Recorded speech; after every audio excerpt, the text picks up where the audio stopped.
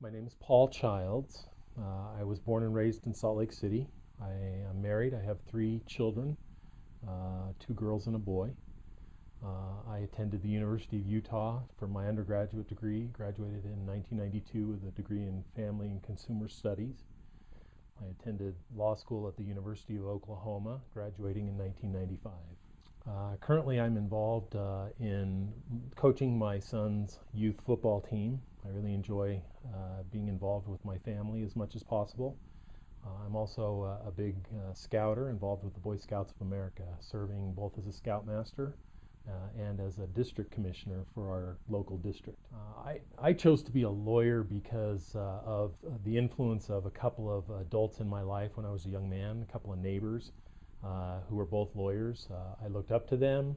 I felt like they truly enjoyed what they did, and I could see that they tried to help people on a regular basis. So they were a big influence in my life, and was probably the biggest reason why I decided to become a lawyer. Here at Craig Swapp and Associates, my responsibility is to help screen and look at all of the new cases that come into our office. Uh, my staff and I are responsible for taking the new calls that come in, meeting with clients for the first time, and making sure that we do everything we can to make sure that the outcome turns out as good as possible.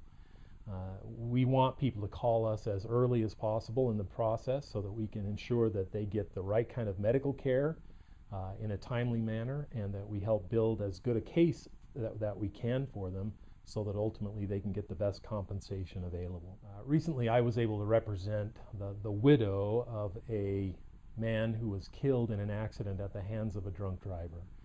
Uh, this couple had just was within weeks away from retirement.